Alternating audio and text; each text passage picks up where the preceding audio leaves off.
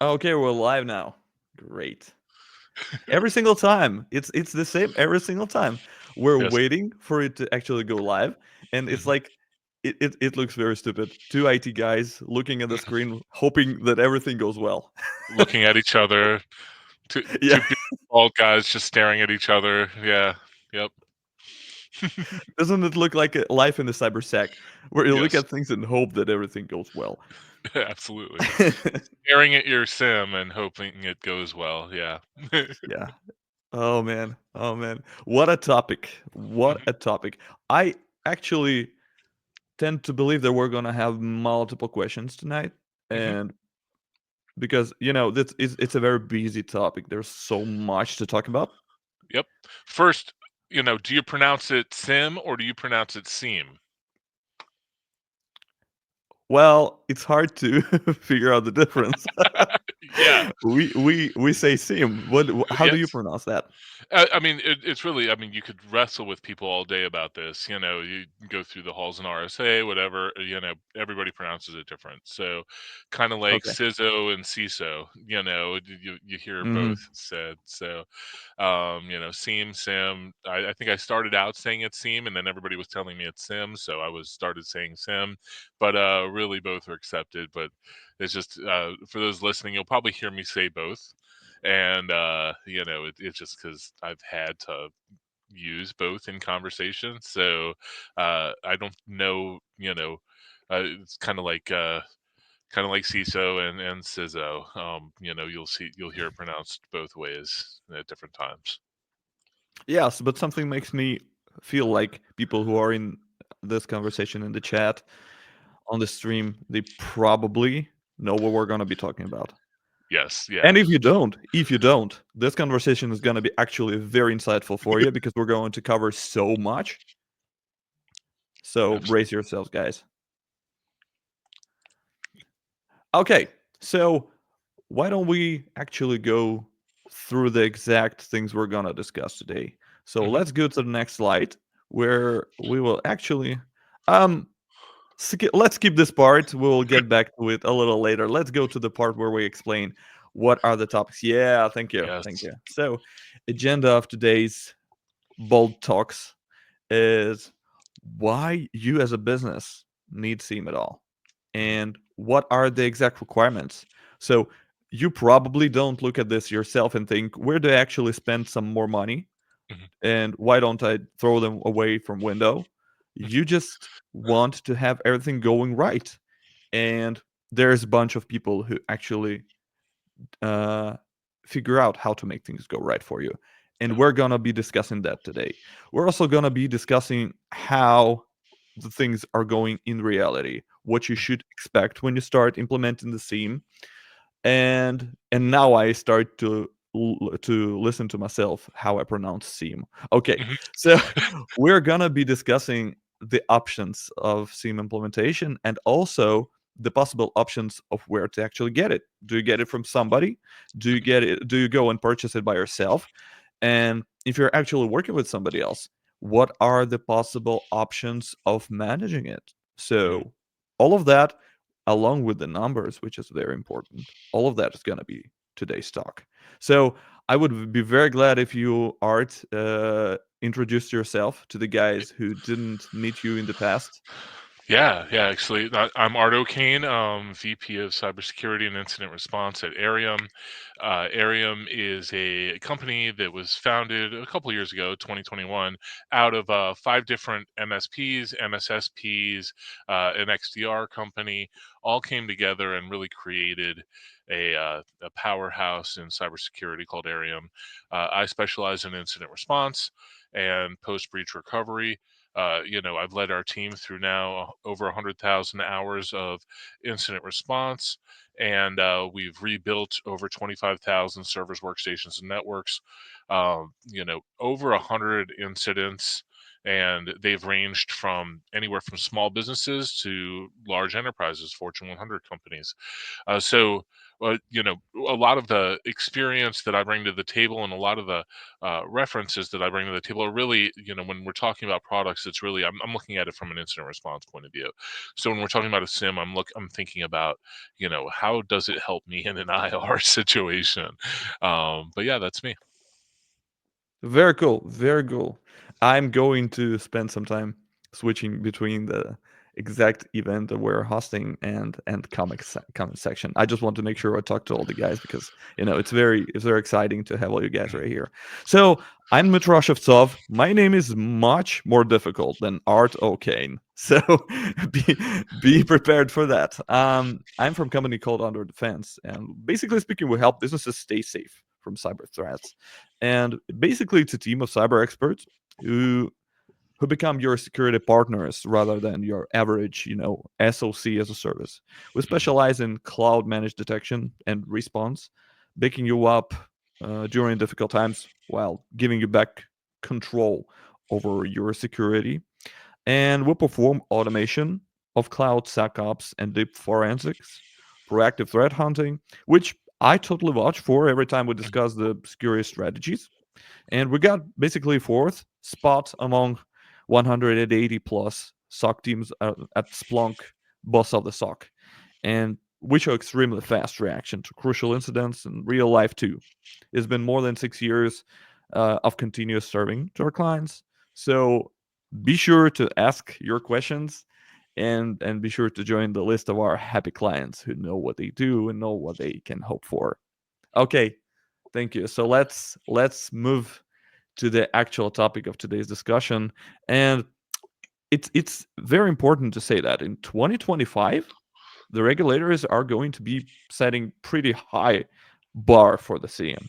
So Mhm. they want companies not just logging the security events, they want them to actually monitor them.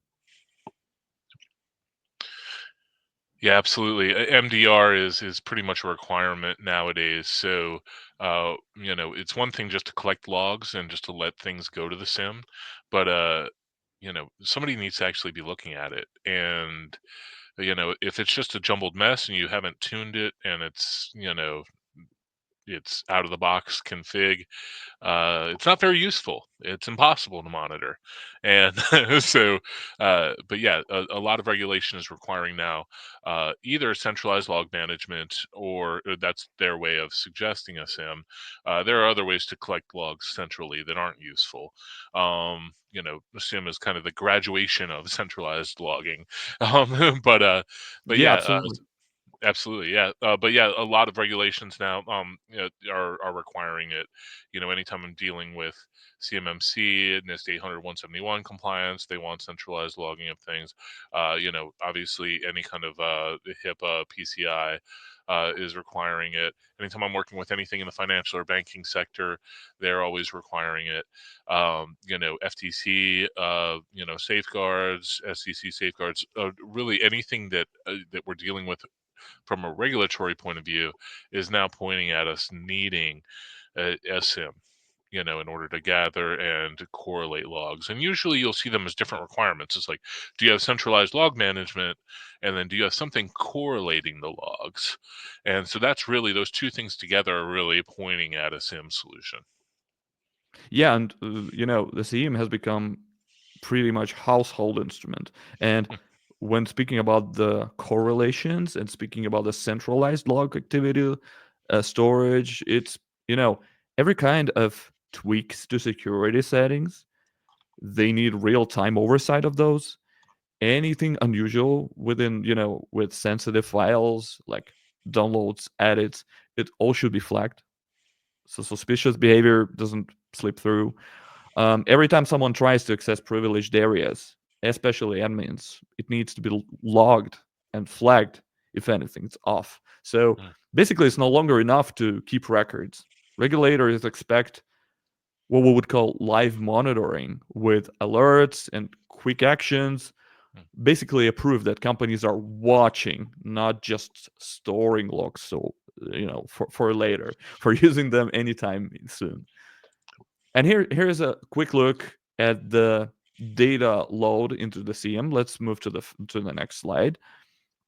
It needs to handle, you know, a huge amount of data for even a mid-sized 500 seat company, like Mhm, endpoints, the computers and phones. That would spit out around 2 GB daily for a company like that. mhm, Network devices, routers, switches, another 5 GB per day.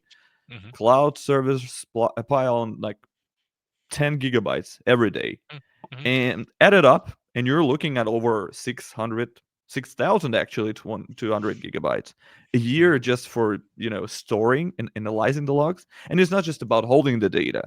SIEM has to sort through to find anything suspicious in the real time, and that's the challenge: making sense of a huge mountain of data and basically catching threats before they do the real damage. Yeah, we've done a lot of different kinds of recursions of this, and you always at first you want to log as much as possible, and you want to just gather everything, and then you realize that your log storage is just growing like crazy, and you're like, okay, we're adding a terabyte of storage every month. How does this scale? Within your organization, and so Especially, then yeah. And then you start scaling down, and you're like, well, we really don't need logs from this, and we really don't need logs from this, and then you start putting filters on where I'm just logging these 5 events, and maybe these 5 events are going to have the story, but then when you start looking through like MITRE ATT&CK and start looking at the TTPs from different attackers, maybe those 5 events aren't in those TTPs from those attackers, and so you've just tuned out the valuable log entries. So there's a lot of challenges there, and it takes a lot of work and iterations in order to get it right. But the amount of data is just astounding when we're talking about the amount of logs and the amount of storage required for all of this. yeah, and you know, especially for the guys who are actually on the online with us right now, Mhm, you're going to go to your management and approve additional costs of the storage every single time, and mhm, it's just gonna be growing all the time. mhm, So mhm, there's a lot going in. I think we can skip to the next one. So this is a huge mentality in terms of actually implementing the SIEM, not just purchasing it, but mhm, implementing it right. Because when the SIEM is done right, it's more than just a tool for ticking off compliance boxes. mhm, It becomes a strategic asset. mhm, And what it would look like in an ideal world, it's a real-time threat detection instrument. It helps to spot threats as they happen and not after the fact. This means quicker responses and less damage to the company. Proactive security posture, not just reacting to alerts, but the system learns from the past events and improves itself mhm, for future defense strategies. And you know, SIEM pulls data from every corner: endpoints, network, cloud, and more. It gives you a complete picture of your security landscape. This is one of the points which is not that easy to communicate to the upper management of many companies, when mhm, especially they already had some investments in the instruments that they already have.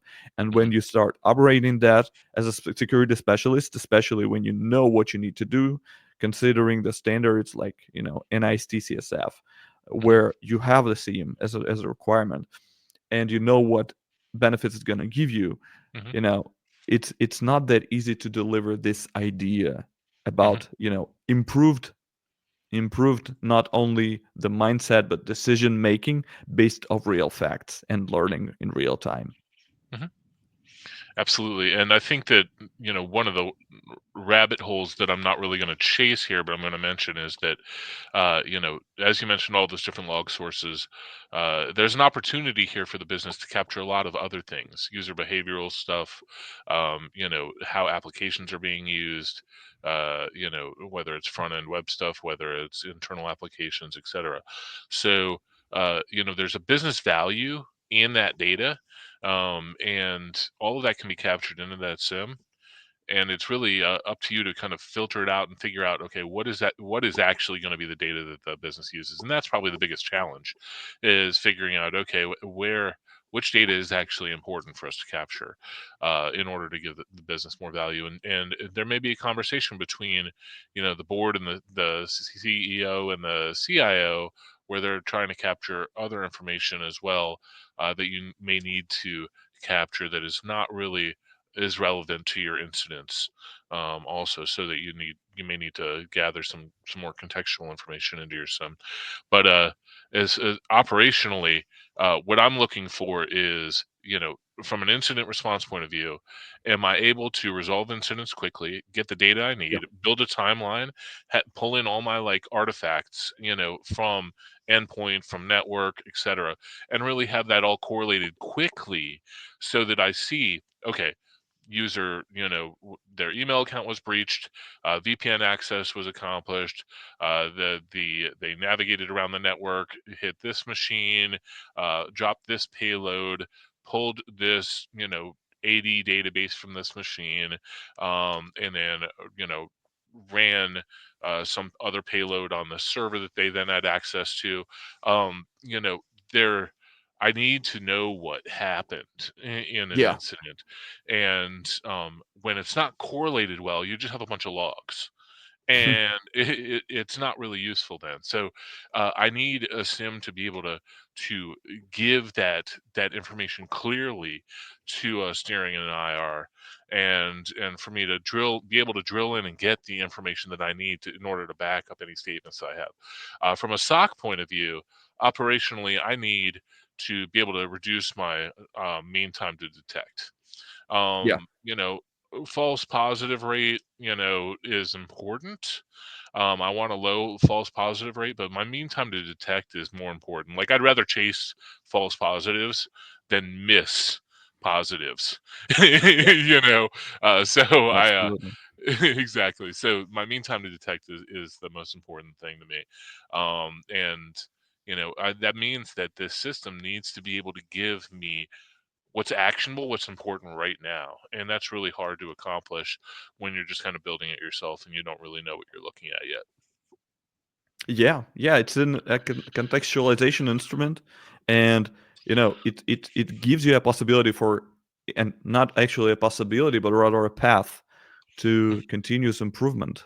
Mm-hmm. Um, let's talk a little bit about the challenges of actually having the theme of implementing it. So the first challenge you're gonna see is actually finding the right one and purchasing it for yourself, Mm-hmm. because it ain't easy. That Yep. ain't easy, man.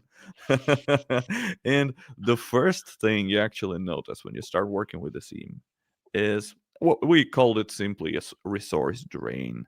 Mm-hmm. And theme systems are powerful and I would say pretty complex.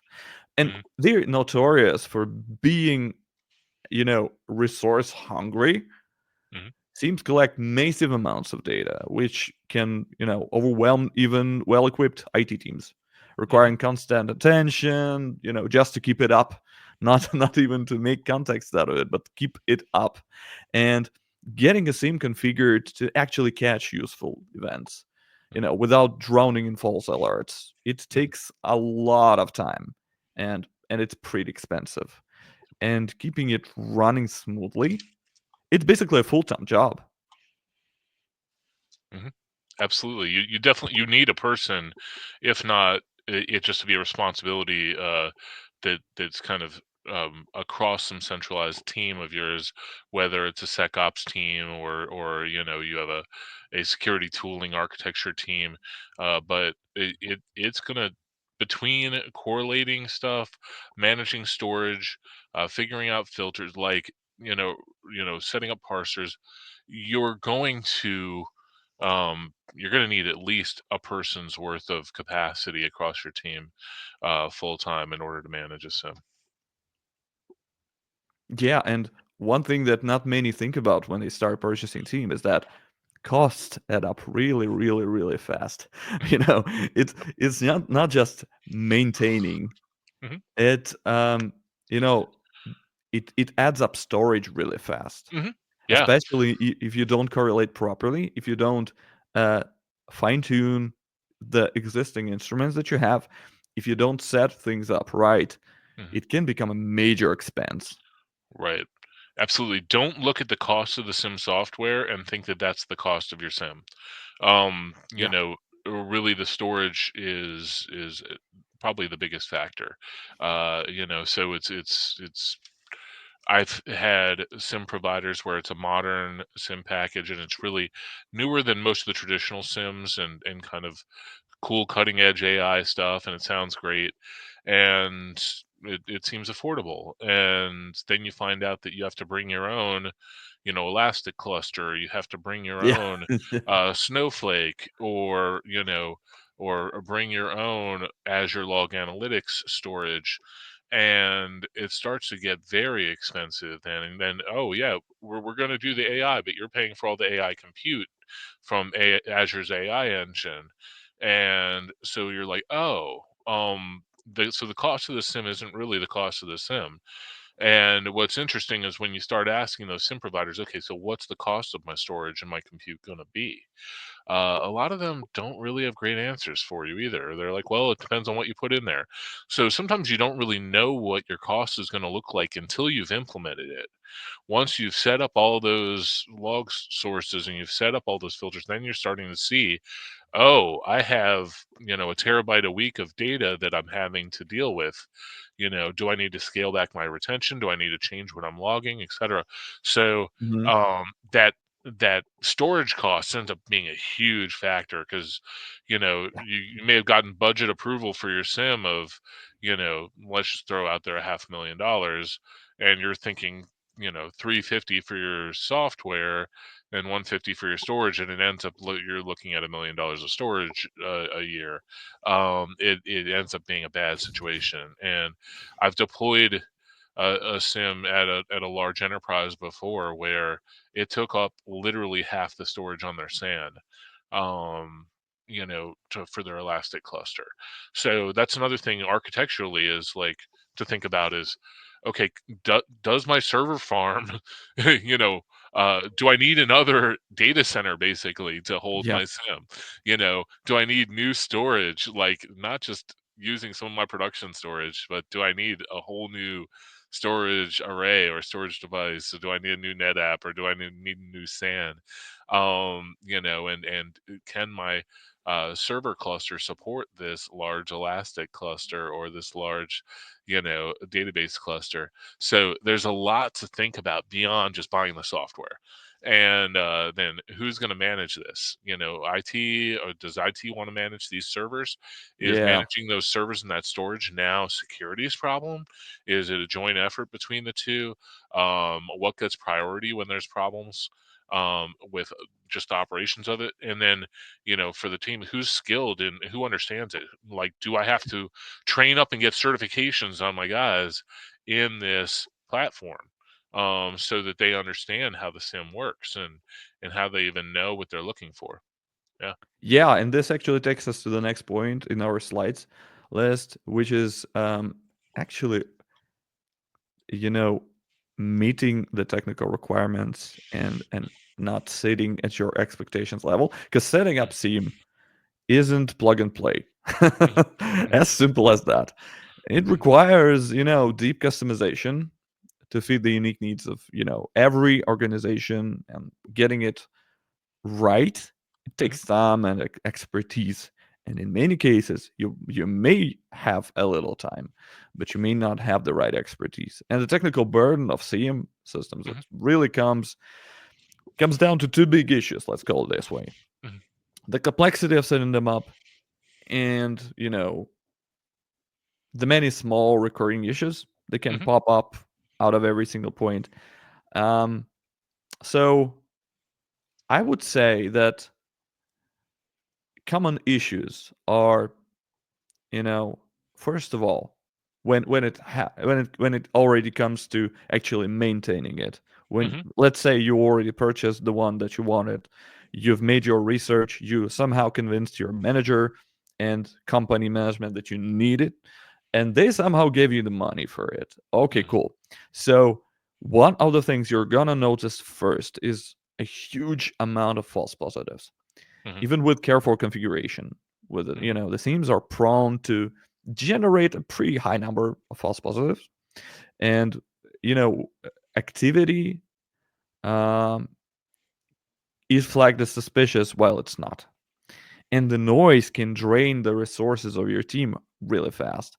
Hmm. As security staff, they sit through endless alerts to find the real threats. How did you actually manage to work with this when you were working with the management of SIEMs for companies? Yeah, yeah. So I think one of the problems that we had always was writing correlation rules. Yeah. And usually, a lot of times we use the canned out of the box ones that would come with the SIM platform. But Hmm. new rule creation, when you're managing for hundreds of companies, Sims, Yeah. and they're on different platforms, it's like it's just not getting that unless you have some kind of system where you're going through and doing it. Like it's almost impossible to manage, writing new correlation rules for them. Mm, And usually they would only get written when something was really annoying. It's like, okay, we're dealing with 5,000, false positives a day from these kind of things. Let's write a correlation rule to smash this down. Let's try to tune this and deal with this. And mhm. or if there's a new threat that we need to write a correlation rule around, um, you know that takes some effort as well.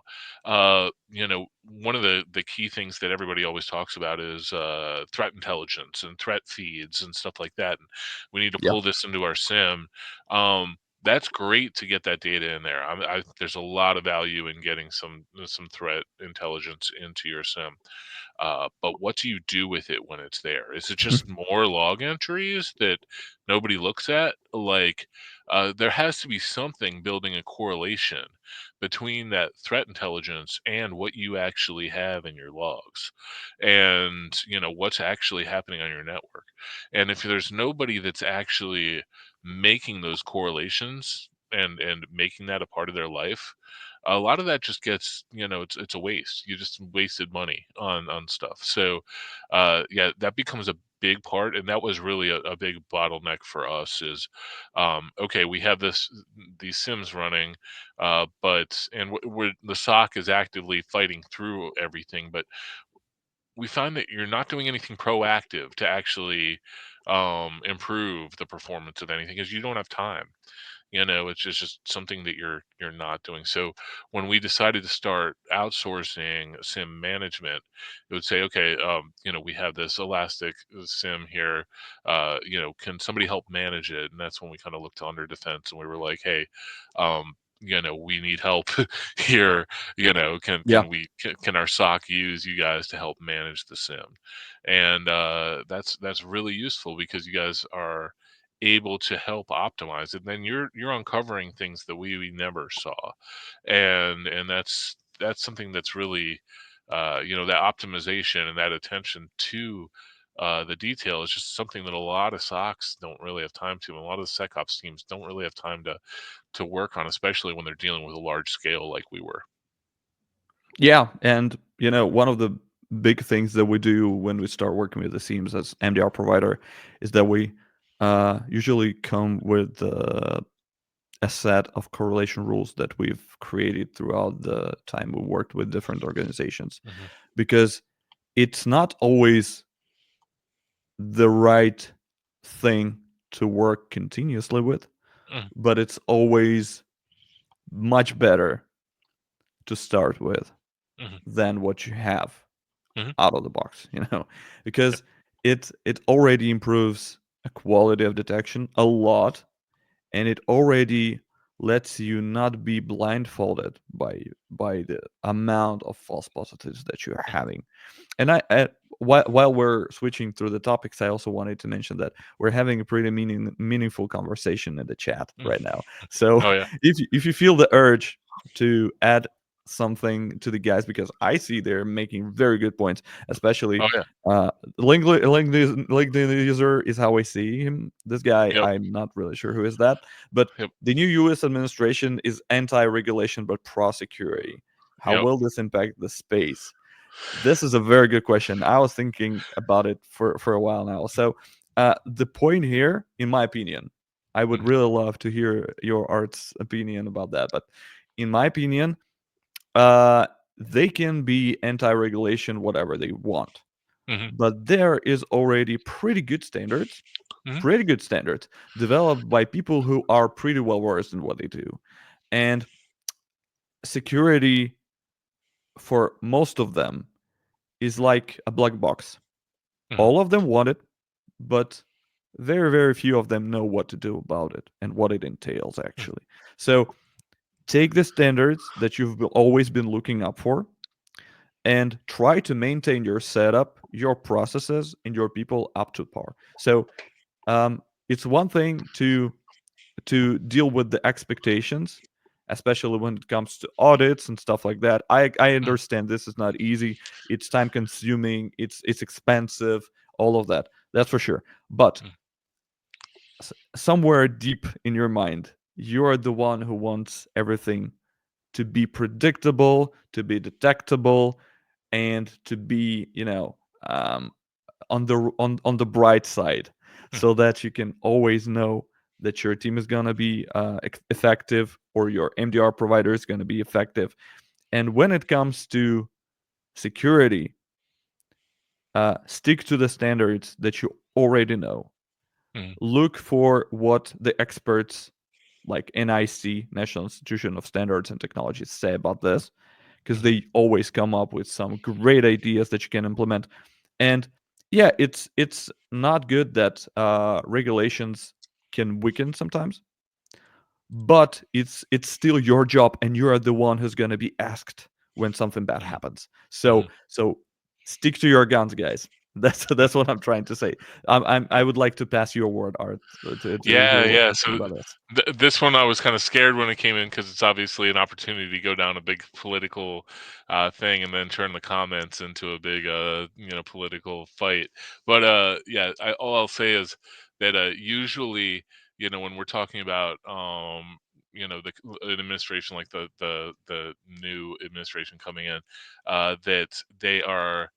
Usually, kind of that pro security, pro military, platform, so we probably won't see, security-based regulations go away. We may see other regulations go away regarding, environmental stuff and things like that. But usually, I don't think we're going to see security stuff. There are some more headache regulations that have been put in regarding security, like FTC safeguards, SEC regulations recently regarding filing and announcement. Like that kind of stuff may change because I think that current administration would rather not have the headaches of having that.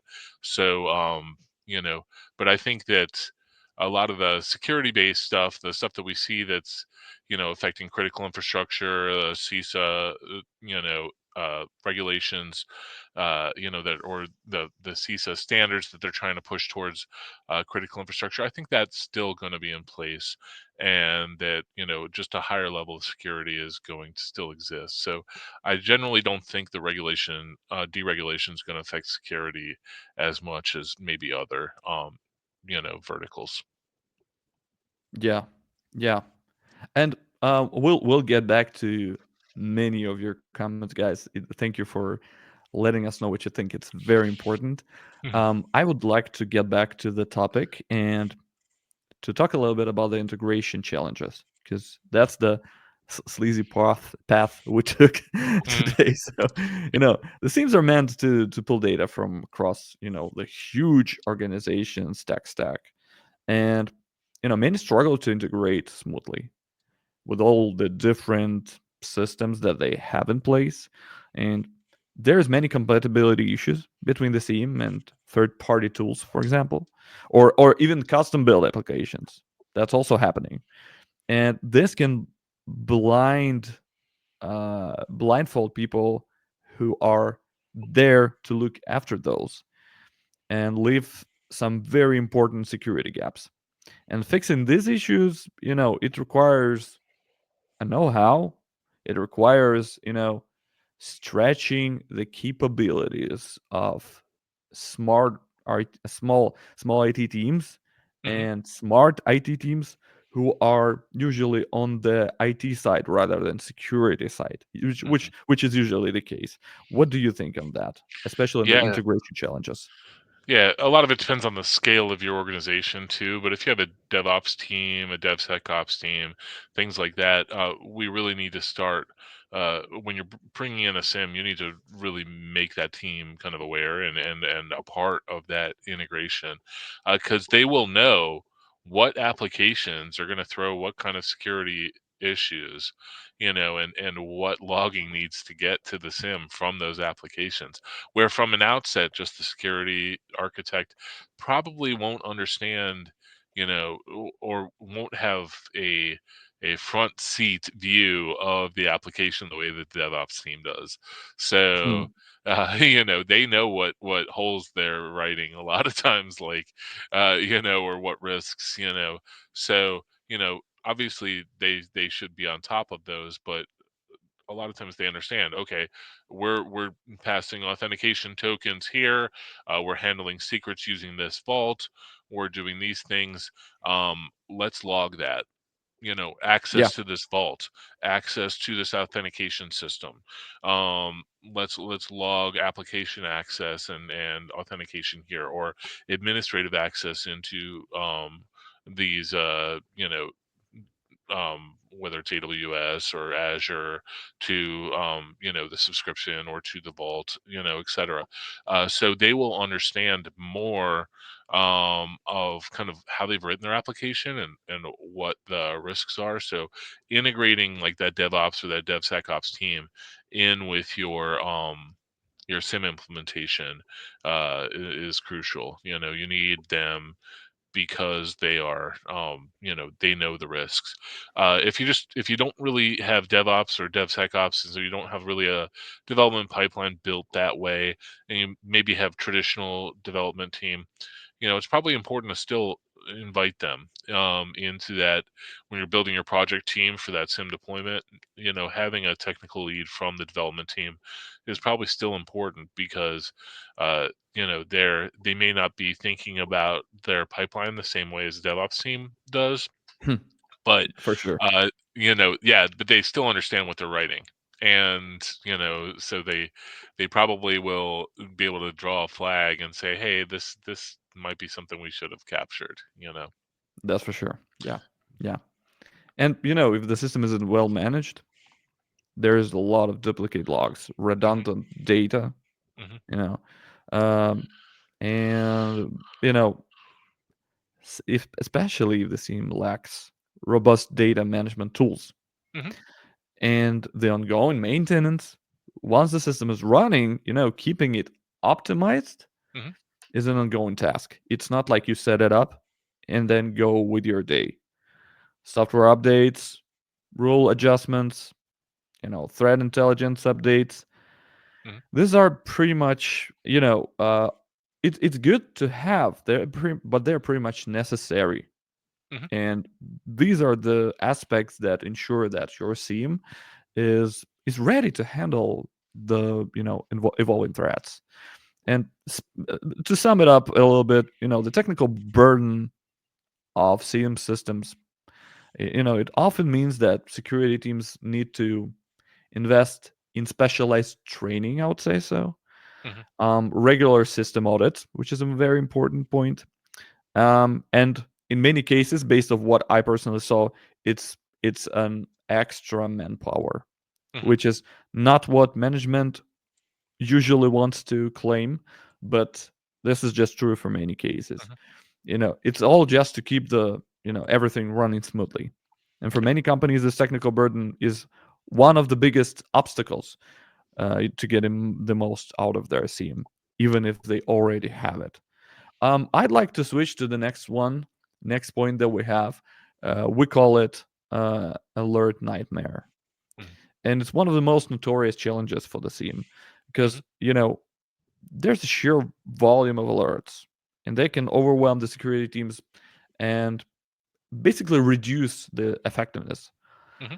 Um, and SIEM systems are designed to capture and flag basically potential threats across huge network, as already mentioned. And false positives, there's a large chunk of these alerts and often false positives. Mhm. You know, activity mistakenly flagged as threats, for Mhm. example, when the majority of alerts aren't actual issues, basically speaking, and it leads to alert fatigue, where security analysts they may start ignoring or skimming alerts. Yep. Which is a very huge Yes. risk itself. Yep. Yeah, absolutely. I think that when you talked about redundant alerts and redundant information coming in, that can kind of exacerbate the false positives problem as well. So you may be seeing the same thing like five different ways. So for instance, if we just talk about like an endpoint, a PC on your network, you may have Sentinel One, let's say, installed on it. It could be any EDR; it doesn't really matter. And then you're collecting also system logs, and maybe have audit level logging enabled. And so you're getting a lot of times the same detail from S1 as you're getting from those log entries. Yeah. And there may still be value in having those system logs because they may give you some more granular information. But if those alerts are just being created and there's not really the right correlation set up between those log systems, then your guys are having to handle those alerts twice, for Yeah. each entry. And one of the common ones is that suspicious logons. And there's a lot of things that'll trigger a suspicious logon, logging in from a certain place, logging in, a successful login after so many invalid attempts, etc. So there's a lot of things that'll do that. So tuning that is a huge thing, because I could chase the suspicious logons all day long, and Mm. you really kind of want some kind of intelligence behind that. And if it's like we're talking about 365, a lot of times, hey, do we want to offload that decision to Microsoft and let, if they have E5 licensing or something, let that take care of that, set up conditional access around, suspicious logons and impossible travel, etc. And really only send stuff to the SIM when it's a success or a failure. And but yeah, there's a lot of things to consider as far as that, because that does tend to create uh, you know, a lot of log entries and a lot of alerts, especially when you have remote workers now. When you have people that are accessing stuff from anywhere, they're traveling, they're changing, their networks are changing, Yeah. their machines even may be changing. One day they're working from a laptop, the next time a desktop, next time their iPad. Like, it may be triggering things in your system, and really understanding that and really tuning around that is a problem. And when the SOC is sitting there drowning through that kind of alert, the positive is easy to miss. Yeah. And you may have a legitimate attack going on somewhere else, and you're worried about somebody's suspicious logon. And so really kind of uh, mapping those attacks to actual threats and actual TTPs is important. Mapping it to, that's where those correlations to actual threat intelligence can be important. Yeah. Correlations between those log sources, where you're seeing, okay, this identity logging in through the net, through VPN, through these network devices, through authenticating against Active Directory, logging into this machine or this PC, having that correlation being able to be built out for you is huge in reducing those false positives, because we want, in the ideal world, your system is really creating the incident for you, Yeah. and your SOC analysts are basically looking at incidents that are already set up, or events, however you want to label them, that are already kind of distilled for them. I immediately know the SOC is doing something wrong when they're just your level one analysts are just looking at log entries all day, or basically looking at every alert.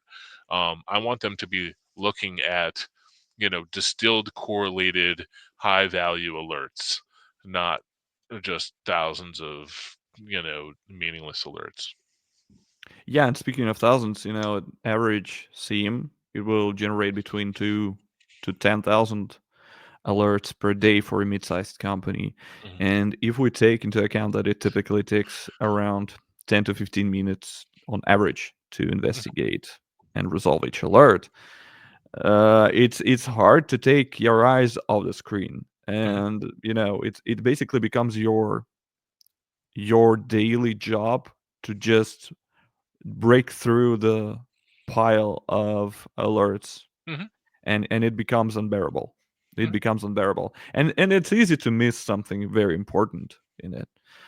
Oh man, you touched such a topic that I I could listen to you for hours, but I think I would really love to switch to the next point of our conversation, Mhm. because I would really love to hear your story on why you switched from managing the SIEM in house to Yeah. actually outsourcing it. Yeah. Years ago, and this is, probably 10 years ago, we stood up a Elastic cluster and set up our own, internal SIM. And then we started using that for our clients, and built out indexes for our clients and started managing that. And, you know, that kind of, the cluster needed constant supervision and maintenance, and storage was growing like crazy, and then we were not spending the time in correlation and things like that. We would spend a lot of time threat hunting, but you're threat hunting through garbage then, rather than actually looking at important stuff. And so it wasn't a great system for us. And then we decided to, hey, let's just go to Microsoft Sentinel. And so, we're a service provider, so that meant setting up Lighthouse and setting up Sentinel, and then being able to manage log analytics workspaces across, for each real, you know, uh, customer, if not each, several log analytics workspaces for each, valuable log source from each customer. And that it started to um, that started to scale and become unmanageable. It's like, okay, now we're paying a ton of money for these log analytics workspaces, and for Sentinel, um, across everything. And although Microsoft does a great job of like natively integrating a lot of those Microsoft services, so I think there's a real high value in Microsoft Sentinel. Especially if you are a 365 shop and if you are using Azure and things like that, it's a great service. But it does, if you have a lot of stuff, it gets big quick and it gets very expensive. So you're kind of paying for that. And, I guess in my dream world, I actually have another SIM, and then I'm using Microsoft Sentinel for the Microsoft stuff, and then having that, Sentinel dump out to my real SIM. But that way I'm able to capture all the Microsoft stuff in a native Microsoft way. But there's it gets complicated, and it's although Sentinel itself isn't complicated, when you're a service provider like we are, managing it across clients, and just the sheer amount of log analytics workspaces and all of that data, it started to get very expensive for us. And so then we acquired a company that was an XDR company, and Hmm. phenomenal platform, and it was based on Elastic again. Hmm. Front end was it had some WASA integration stuff, but front end was all custom written. And it was great. It would correlate events. It would build incidents. It would map everything against MITRE ATT&CK. It was a great platform, but it needed constant development. Um, like, we had a development team of, I forget, 15 guys that were constantly having to write code for this, because it was our own internal application. We wrote it. So it became, really unwieldy there. And in addition, data center costs were crazy. We had to split across a couple data centers.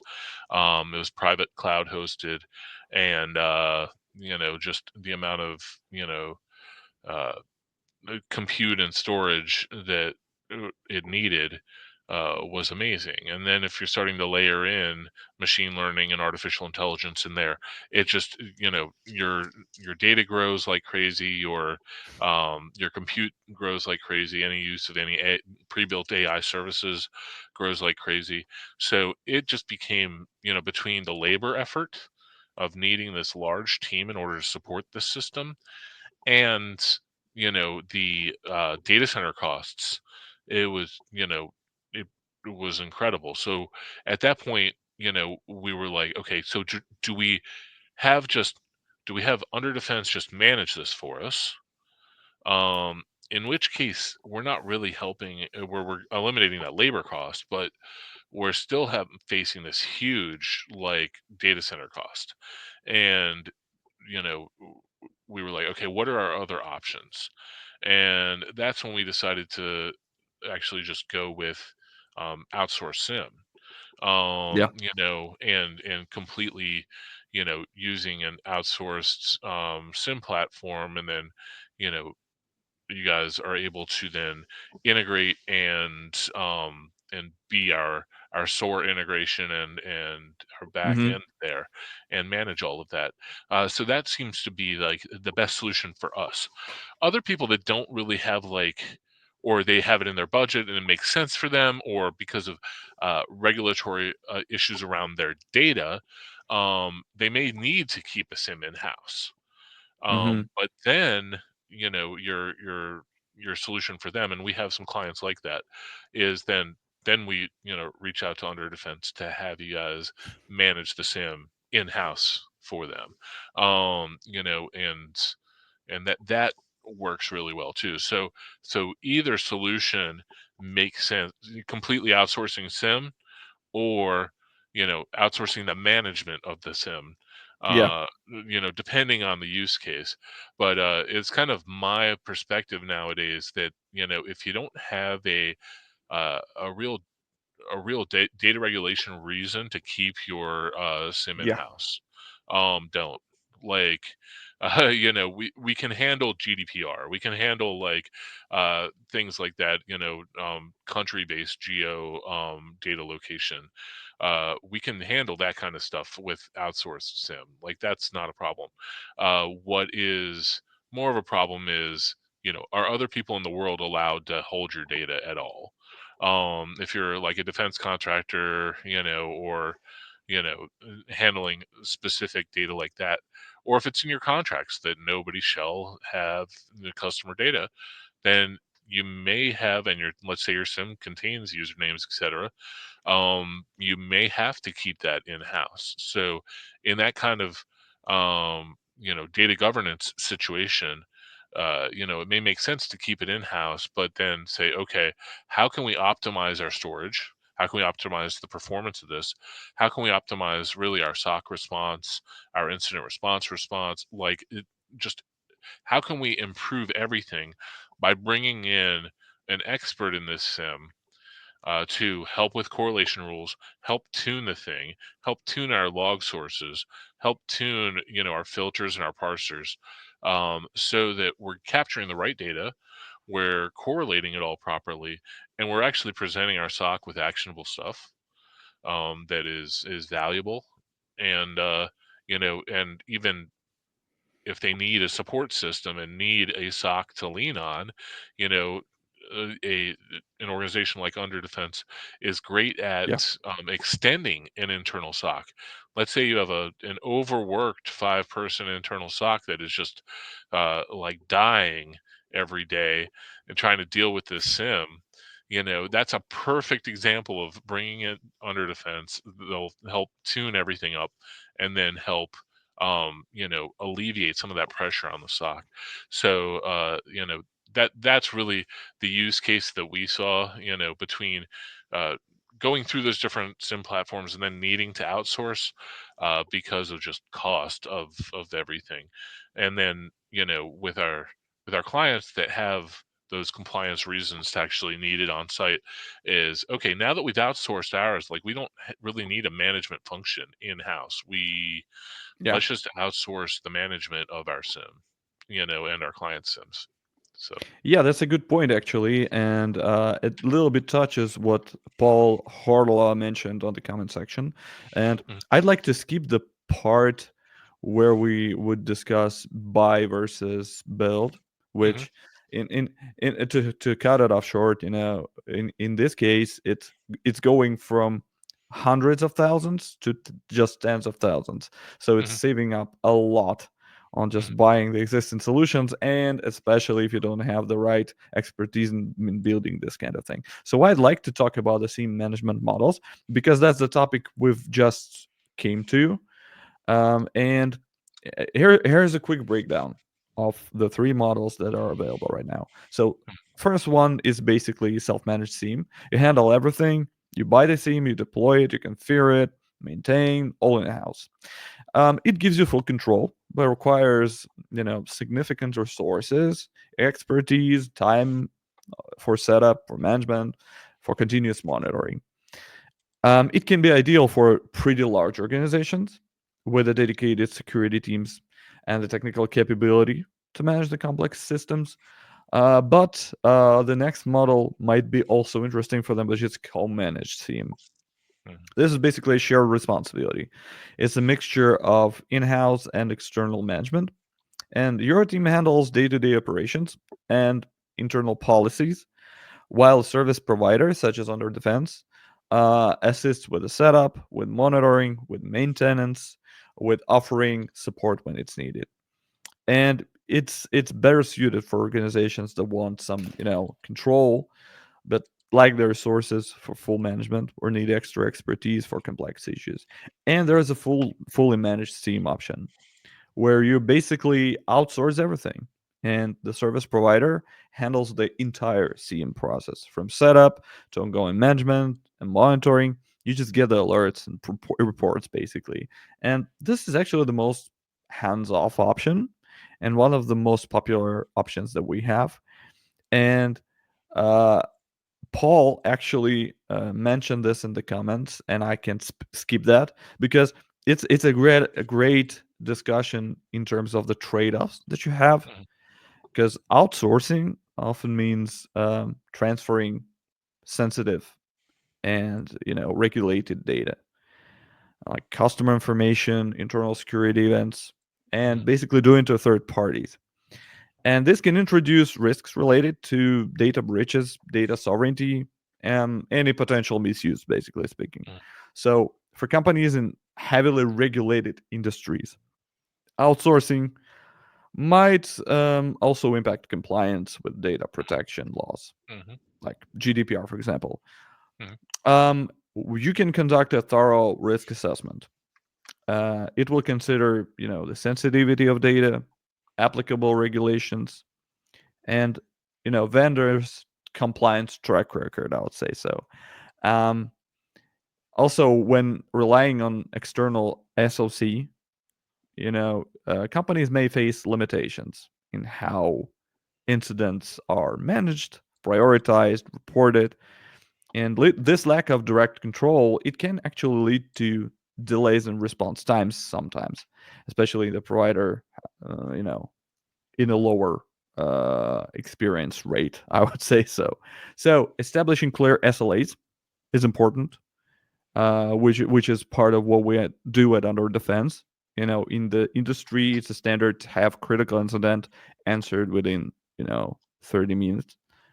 In our case, we build a very good processes and automation and very good processes inside the team that we answer to critical incidents within 20 minutes.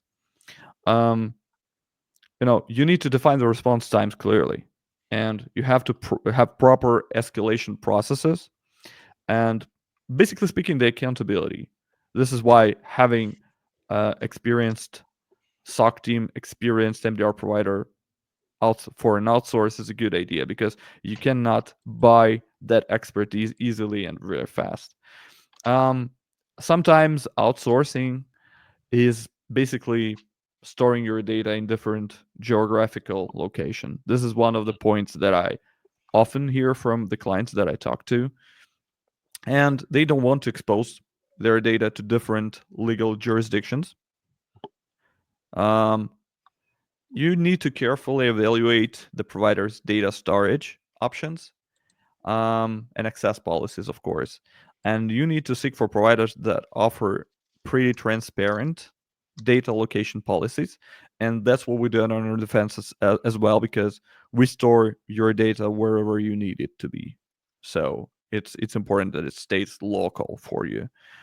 And with many outsourced SIEM and SOC, if we already started talking about SOC, the company may consider itself like partially reliant on external expertise, and this dependency it sometimes can create issues in the, you know, are we ready to trust somebody else with the downtimes, for example? Mhm, Are they fast, are they efficient? mhm, That's why I mentioned that as under defense SOC team we are on the first place among 180 teams among the world. So it basically speaks for the speed and efficiency. And you need to have a plan, a basically contingency plan in case of service disruption. And you need to really be educated on the vendors that you pick from. So I invite everyone here to join me and send me a request so we can talk to you guys, and you can see whether you can trust us as your vendor, or you can make your own decisions. mhm, And I'm sure after hearing what we provide, you will be absolutely happy with working with us. mhm. Yeah. Okay, Art. So yeah, Anybody who's interested in these slides, make sure you drop a comment here in the chat, just so that we have an eye on, who is interested. So just drop a note there and let us know. thank you guys for joining us. Thanks Yeah. everyone. Yeah. Thanks a lot, everybody. Be sure to send us message if you want to discuss some more. We'll be happy to help you guys some more. All right, Art, thank you very much. It was very good to hear from you again. All right. Thanks a lot, Dmytro. See ya. Bye, See ya. guys.